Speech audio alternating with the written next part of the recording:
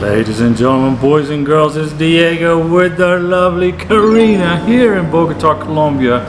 8,600 plus feet above sea level, high up in the Andes Mountains. And today's a sunny day. Yesterday was a horrible day. Yesterday was rain and thunder. I couldn't make a video because it was so noisy with the rain, just boom, boom, boom. So I said, forget about it. So we'll make the video today. And this video is about the NVC, the National Visa Center, backlog report for October 2022. Now, the backlog report is, why is my K1 visa taking so long to get processed at the National Visa Center? And here are some numbers for you guys. So hang in there and listen up. Come on.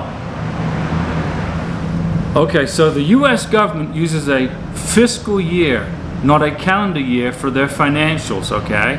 So October 2022 to September 2023 is the new fiscal year for USCIS. So now you understand that the government at immigration works between October through September for their budget, okay? Now, immigrant visa petitions adjudications slowed down significantly since March of 2020. Okay, this was due to the COVID-19 outbreak, and obviously that affected the State Department, which is the National Visa Center, who works for the State Department. Okay, and also it's affected embassies around the world in processing visa interviews, and it's affected USCIS in processing your K1 visa, Mr. Sponsor. But now we're in October 2022 and USCIS has hired lots of new people, lots of new folks, but it takes time to get these people trained because you don't want somebody without any training touching your visa package and messing it up. Right? Right. So now you understand the fiscal year, and most of you probably knew that anyway. Now I'm retired from the military, and my budget when I was in the military was a fiscal year budget, October through September. So now you know that USCIS has hired a bunch more people, and in fact Congress has allocated $275 million for this fiscal year, so they got a ton of money to hire 4,000 new employees. So K1 visas starting in fiscal year 2023, which is next October, will be processed starting October of next year. Their goal is a 6-month turnaround from NOA 1 to NOA 2.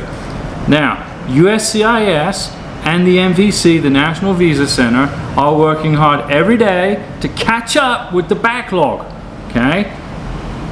When the Service Center adjudicates your K1 visa, they mail it to the National Visa Center in New Hampshire, and then the National Visa Center in New Hampshire will then send you an email and they're going to ask you to start uploading documents, which they're going to then adjudicate and send to the U.S. Embassy in your beneficiary's country. So here's some data for you guys, for you mathematicians, for your statisticians. 435,063 visa petitions are now documentally qualified and are in a holding pattern at the National Visa Center to be forwarded on to the U.S. embassies around the world. 435,063. So you folks who are in that barrel of documentally qualified persons, congratulations. Now you're waiting for your visa interview at the embassy, okay? So, and you got to remember that the National Visa Center is at the mercy now of the U.S. embassies around the world. We're in Bogota, Colombia. When we get approved, our NOA 2 gets approved, and it goes to the National Visa Center. Once we get documentally qualified, then we're at the mercy of the embassy here in Bogota. And the U.S. Embassy here in Bogota is telling me they're processing visas pretty quickly. So we're not really worried about it, okay? Now, with that information I just gave to you guys, this number, 35,777 immigrant visas, K1 visas, CR1 visas, that have been documentally qualified by the National Visa Center, are now at U.S. embassies around the world. And the folks who are in this boat, lucky them, are now just waiting for their embassy interview date, okay? Now,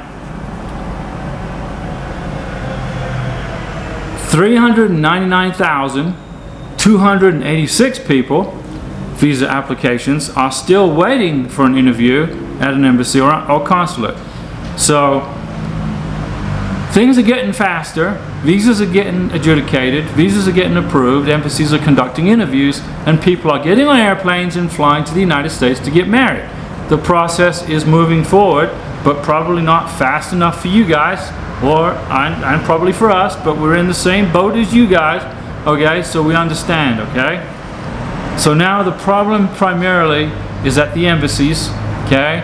They need to get more people hired up. They need to return back to work, and they need to get face to face with you guys and start getting these interviews done quickly so that you and your fiance can get married in the United States and have a wonderful life together, start your family, and be happy. We hope this information is helpful to you guys, okay? The National Visa Center is on point. They're getting to work. They're working the weekends. The embassies around the world are working the weekends. They're hiring more people. USCIS has been allocated $275 million. Your tax money, boys and girls, ladies and gentlemen. But it's necessary to get this backlog unclogged. They're going to get the plunger, okay, and they're going to unclog the backlog for you. We're here in Bogota, Colombia.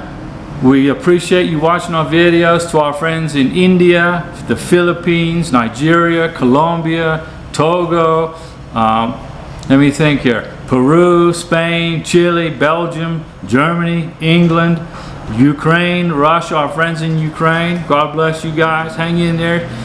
And we appreciate you watching our videos. Stay tuned for our next video, and we will see you in Colombia, and hopefully soon in the United States.